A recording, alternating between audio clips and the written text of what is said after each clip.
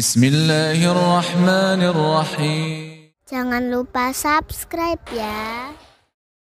Haid dan nifas. Orang yang berpuasa mestilah suci daripada haid dan nifas sepanjang hari puasanya, iaitu subuh sampai maghrib.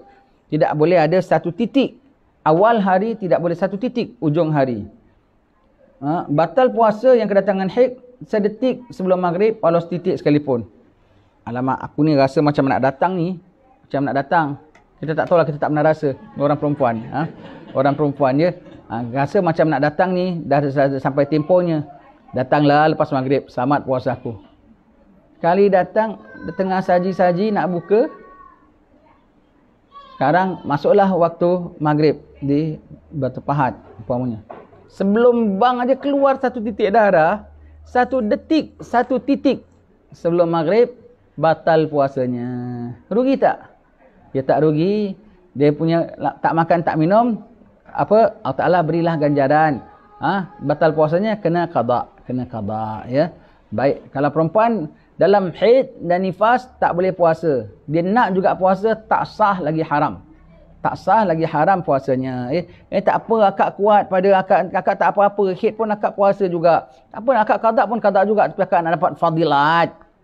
Tak ada fadilat kak, itu namanya mengelat. Apa dalam haid dan nifas tak sah lagi haram puasanya. Dan orang perempuan dalam haid dan nifas harus makan di siang hari, tak ada apa-apa. Tidak ada makruh, tidak ada apa, dan tak kena imsak pun. Sebab pada keluar darah badannya letih. Cuma jangan makan depan-depan orang. Lepas itu orang dulu kalau nak mantu ke apa dalam bulan Syawal ke apa, nanti pergi jemputnya bila kita jemput sebab apa? Ulem-ulem ya. Nak pergi ulem-ulemnya bulan puasa, pergi jemputnya bulan puasa. Bulan puasa. Dan kita kalau ada tamu daya bulan puasa, orang perempuan datang tanya, yang kita tanyalah, orang perempuan tanyalah, puasa tak? Tak puasa, kasih minum, kasih makan. Tak apa. Tapi sembunyi sebab dia orang yang uzur ya. Tapi kalau bersih haidnya siang hari, sunat imsak sampai maghrib. Sunat imsak sampai maghrib untuk keluar daripada khilaf orang yang mengatakan wajib imsak. Dah bersih pukul 9. Dah bersih pukul 9. Untuk masak, untuk buka, masak mi goreng, masak kolak, semua dia rasa bakat makan. Afdal jangan. Afdal macam orang puasa. Pasal awak sudah putus haid dan nifasnya. Ya. Tidak sah puasa pula orang yang kalau dah bang subuh, masih keluar satu. Alamak, aku ni dah nak habis ni tau. Biasanya habis ni malam ke pagi ke. Mudah-mudahlah habis malam. Jadi pagi aku boleh puasa. Dia dah niat tau, dia dah niat. Sekali lepas bang subuh, Allahu Akbar, tak keluar satu titik aja. Last drop, titis penghabisan darah, tak sah puasanya. Kerana apa? Pada hari awal puasa dia kira orang yang haid. Maka tak sah puasanya. Sepanjang hari tu dia tak kira orang puasa, ya. Baik. Kemudian gila, sekalipun hanya sekejap waktu. Batal puasa jika kedatangan gila walau sejenak sekalipun, namun wajib bagi dia menahan diri, ya.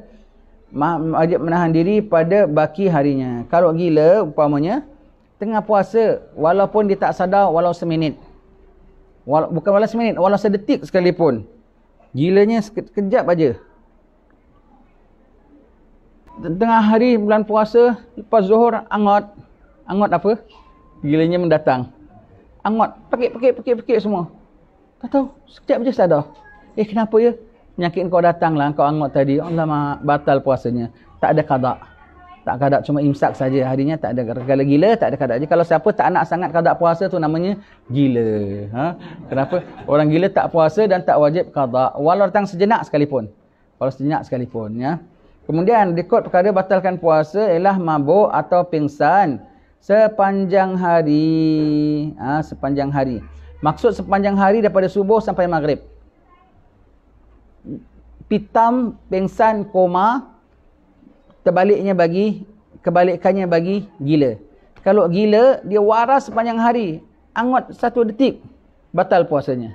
Kalau pingsan pula, pingsan sepanjang hari, sedar satu detik, sah puasanya. Jadi kalau pingsan pukul 10, sadar pukul 11 pagi, ya tak apa-apa. Itu semua Tidur lain hukum ya. Tidur lain hukum. Tidur dari pagi sampai malam tak batalkan puasa. Sebab tidur boleh dijagakan. Tidur boleh dijagakan. Ni pingsan. Dikejut-kejut pun tidak. Sepanjang hari. Maksud sepanjang hari ialah apa? Subuh sampai maghrib. Tengah sahur, pingsan budak ni. Kesian. Sakit dia datang pulaknya bulan puasa. Dia kena macam kau kejut pun dia tak bangun. Dia tak payah bawa pergi hospital. Dia sekat tak sadar saja. Nanti kadang-kadang malam baru dia sadar. Umpamanya. Tengah sahur pingsan. Maknanya dah niat belum? Dah niat kan? Dah niat dia pingsan. Tengah-tengah hari pukul 3 sadar sekejap. Pukul berapa sekarang ni?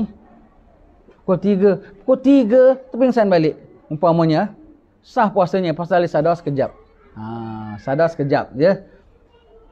Dia tidur. Dia pingsan. Tak tahu sadar.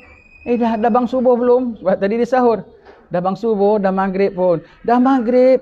Allah. Tak sah puasanya. Tak qada. Kecuali pingsannya tu pingsan dibuat. Injection. Minum air ketum banyak sangat umpamanya ya. Sampai pingsan. Ataupun putus cinta. Entak kepala ke tembok. Pingsan umpamanya ya. Pingsan. Ada orang kalau putus cinta. Paling kita menyampah orang putus cinta, alah mengada-ngada. Orang muda kan tak pernah menjalani kehidupannya. Putus cinta saja merana, alah kumbang tak seekor, bunga tak sekuntum lah. Sudah putus sudah cari lain. Cari lain. Yang paling bagus apa tahu? Ibu-ibu dan ayah-ayah ibu lagi. Dia cinta bukan main dah pujuk rayu dengan girlfriendnya, janji hidup semati. Bilang maknya, mak tak berkenan. Habis cerita. Mak tak berkenan. Aku tak peduli kau cinta tak cinta, kau merana tak merana kau punya pasal. Aku tak suka, muktamad. Kau punya salah pasal kau cinta tak minta izin mak. Begitu ya. Mak putuskan aja. Dia merana. Tak ada tak kisah. Alah, setakat putus cinta saja kau merana. Bodoh. Yang ada sampai makan racun. Bodoh lagi ya. Matain kau kahwin orang lain, makan nasi biryani, kau yang makan racun. Kau cari orang lain. Maknanya tak ada jodoh kau dengan dia. Dah kahwin pun boleh cerai ni kan pula baru cinta. Tak ada makna sekali orang kalau bercinta. Putus cinta sampai fras, sampai kurus, sampai cengkong. Tak ada apa benda lah. Kalau terluput ibadat, putus tak dapat sembahyang subuh, merana tu satu hal juga. Tak ada apa putus tak dapat baca Al-Quran, menangis, satu hal juga. Sekarang putus cinta, kok sampai merana. Putus cinta, fras, letak kepala ke tembok, umpamanya lah. Pingsan. Sepanjang hari, kena kadak sebab kau buat sendiri. Begitu ya, kau buat sendiri. Baik. Kemudian yang membatalkan puasa beranak. Beranak walau tak keluar darah sekalipun. Ada? Ya, mana tahu? Kok cebrol, keluar baby saja. Tak ada satu darah pun. Batal puasa. Kenapa? Beranak ini hukumnya apa? Hukumnya keluar mani. Sebab baby ni apa? Kan mani suami campur dengan mani ibu. Ya? Maka keluar baby. Maka apabila keluar baby itu hukum keluar mani. Hukum keluar. Tapi kita kira keluar dengan sengaja tak sengaja? Sengaja diteran-terannya itu lebih daripada sengaja tu ya. Diteran-terannya itu lebih daripada sengaja. Maka bersalin, beranak, batal puasa. Batal puasa. Orangnya punya diri, bukan kucingnya beranak. Kucingnya beranak, makciknya tak batal puasa. Makciknya sendiri yang beranak. Ya begitu ya. Baik ya, tadi kita potong sikit dia sebelum tagruk yang berikutnya. Orang batal puasa, orang kalau puasa, tak sangka saya tahu, banyak atau orang pahaman gini. Susah ya. Kita puasa kan daripada fajar sampai maghrib kan. Makan sahur kan. Baik. Kalau yang nama sembahyang, dengar bang, Allahu Akbar, Allahu Akbar. Allahu Akbar, Allahu Akbar. Kita sembahyang dengan bang aja sembahyang ke habis bang baru sembahyang? Habis bang baru sembahyang kan? Puasa macam mana? Nak makan dengan bang aja berhenti makan ke ujung bang berhenti makan? Ada orang tanya, tahu Ustaz, kita nak berhenti makan dalam bulan puasa apabila azan kumandangkan. Awal azan ke akhir azan? Alamak, kau tak tahu. Kadang-kadang macam nak dikeplak rasanya. Kau tak tahu apa, geram pun geram, kesian pun kesian. Jangan tengah azan, ujung azan, sebelum azan kau dah kena berhenti makan. Itu imsak kena raikan ya, imsak kena raikan. Imsak kena raikan sebab kadang-kadang umpamanya lah orang salah kira. Umpamanya lah kita salah tengok jam. Tapi kalau imsak kan selamat. Imsak kan selamat. Jadi imsak paling tidak 10-15 minit dah berhenti makan. Dah berhenti makan. Keluar daripada segala khilaf dan selamat.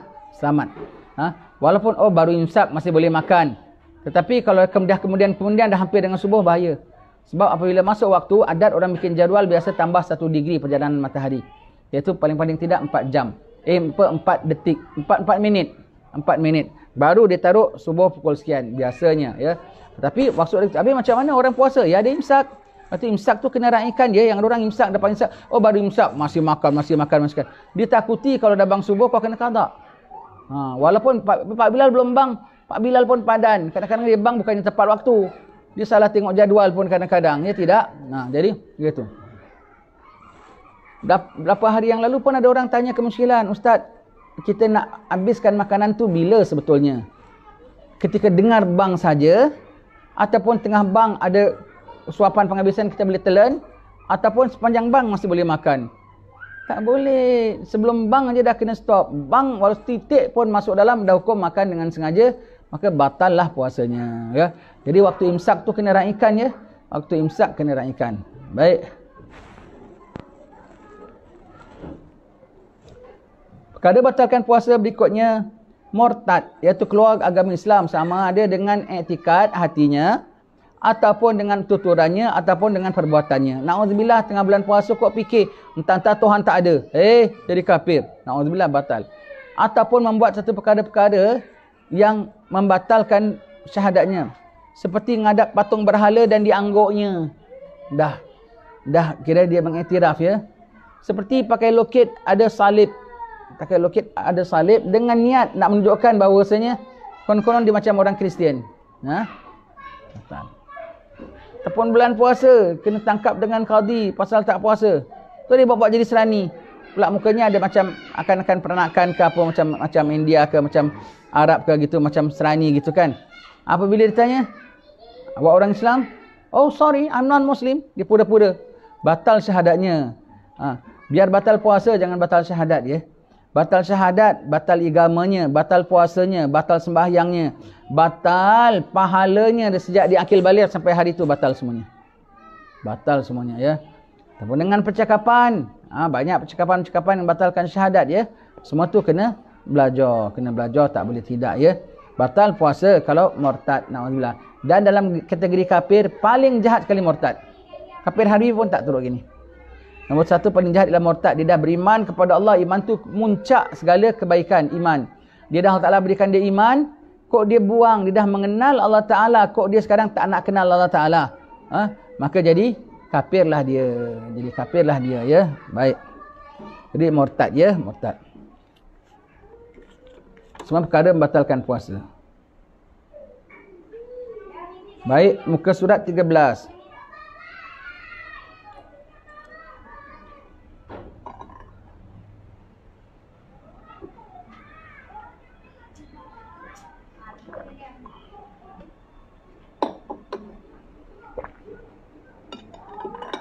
Nanti kalau minggu depan minta tolong sikit dia, Tuan Haji Nasir, jangan taruh air.